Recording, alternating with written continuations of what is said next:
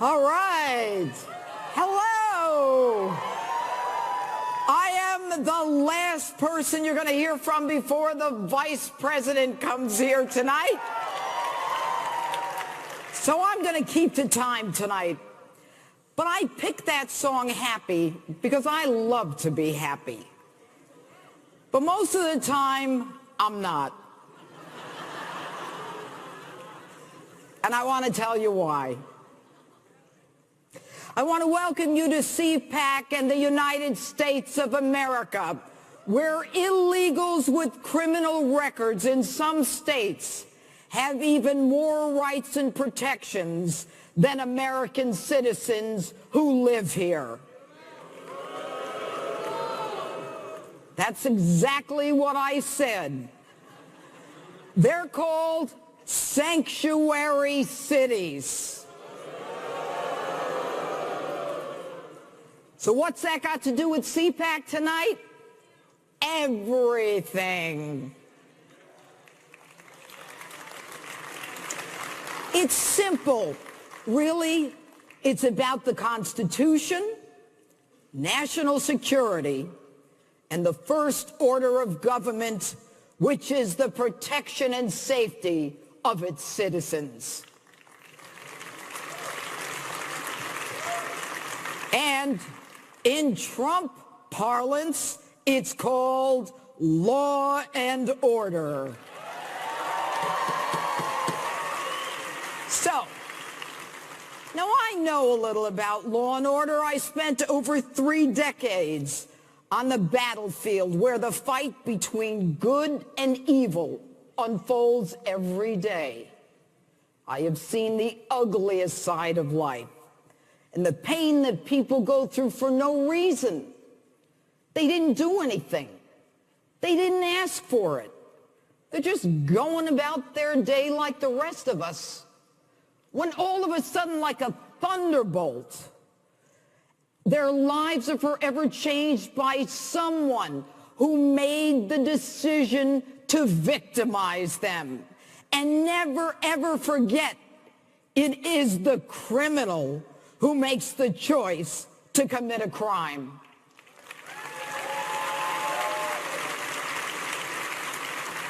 And so my job as a prosecutor, an elected judge, and a 3-time elected district attorney, and yes, every time with the conservative endorsement on the conservative line, was to fight for those who never chose to be a part of the criminal justice system in the first place, the ones who never did anything and didn't deserve it. So let's go through the Constitution and a couple of basics.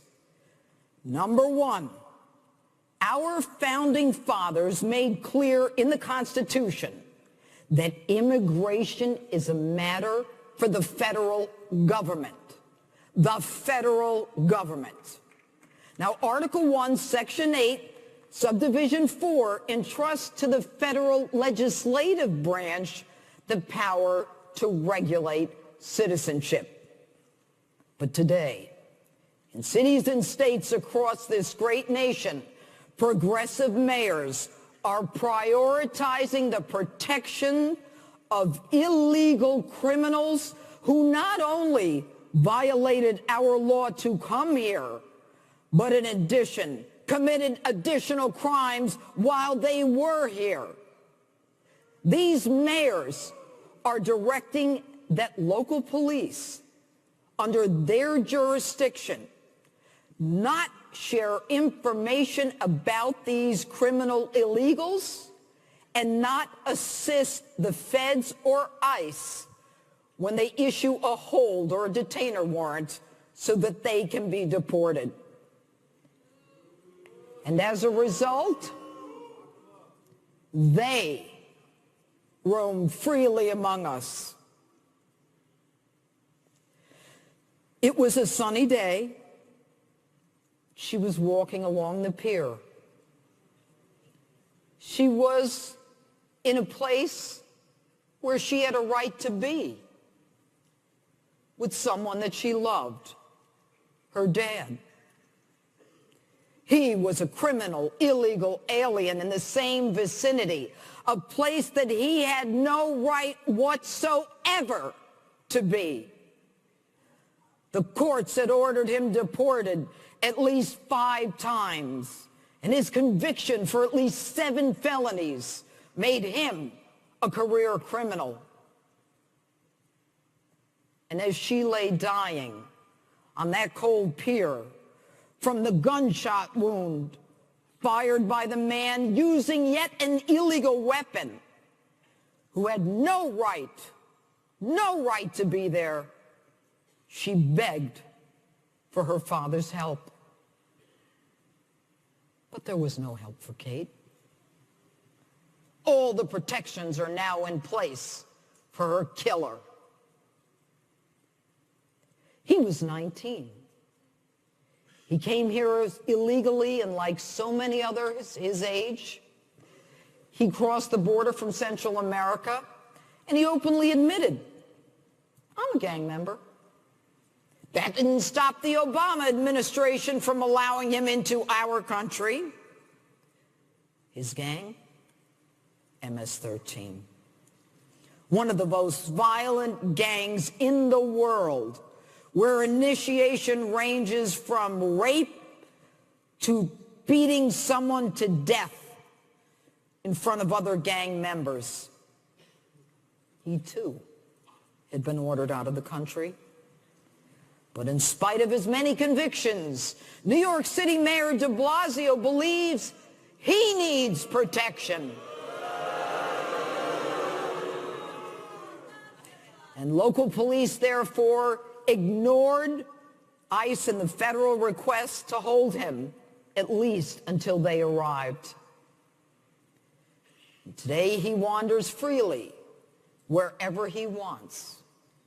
And as a result, all who come in contact with him risk MS-13 criminal activities. Now, make no mistake, all of us are immigrants, unless you're a Native American. Okay, I'm with you. But I'm not here to talk about immigration laws. I'm here to talk about sanctuary cities that are asylums for criminal illegals.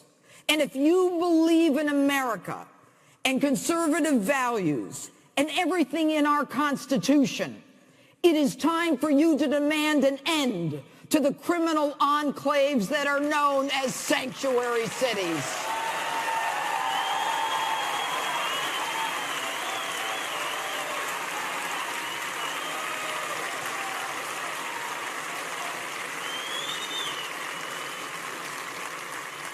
The sanctuary apologists argue that holding a criminal illegal for pickup by ICE destroys the relationship between police and the immigrant community. Wrong. If you think that an illegal is going to tell a cop about a crime committed by yet another illegal, you are sadly mistaken.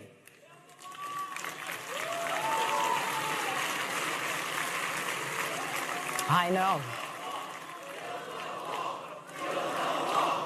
Go that wall. Okay, they're already here. They're already here. Now, even the illegal who is a victim knows that the illegal criminal who victimized him is protected and has sanctuary.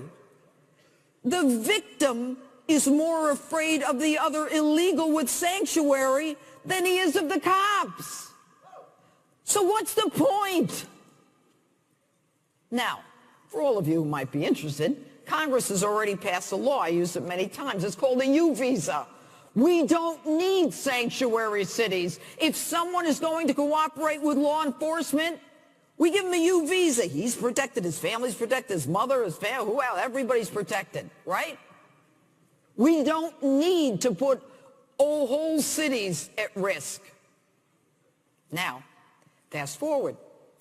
President Trump, in his first 30 days,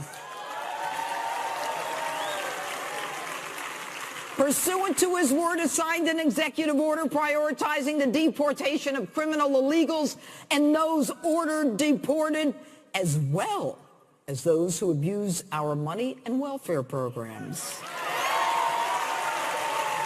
Not bad. The consequence?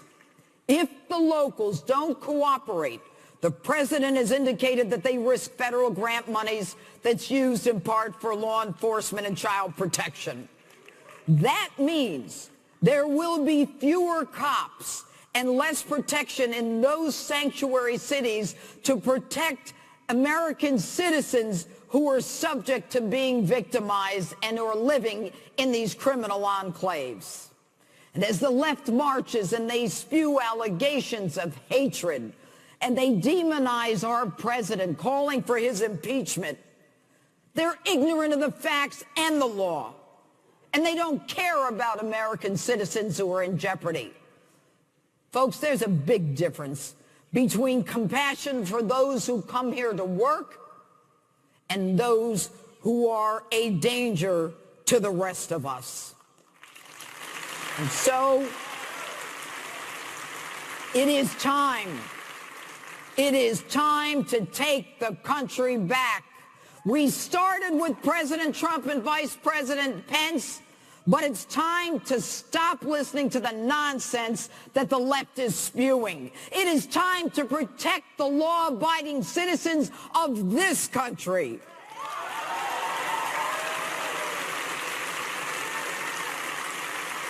And it is time for law and order.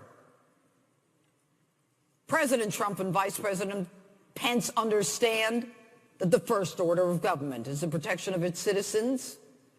And we cannot and we will not allow sanctuaries as innocent Americans become subject to random acts of violence and death by people who shouldn't even be here in the first place. So enough of this benign-sounding sanctuary city hogwash. To all those mayors in New York and Chicago and Los Angeles and D.C. who say they won't retreat as a sanctuary city, I ask, at what point do we stop the violence and the killings? Are you willing to risk it all to protect the illegal who is a criminal? And if so, who is it okay to lose? Who is it okay to risk? Your son? Your daughter? Your mother? You resist deportation of those criminal illegals who have no right to be here, and even worse, and risk the federal money that puts cops on the street to protect American citizens? How dare you? We don't need your sanctimonious condescension as to whether or not we as Americans are kind enough or Christian enough. We are.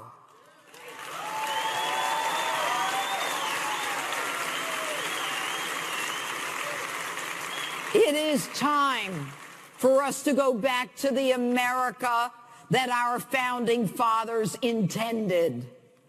One that they might actually recognize.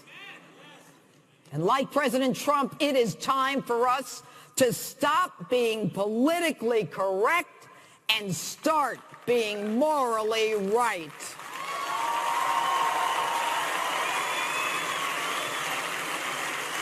Thank you, Cpac.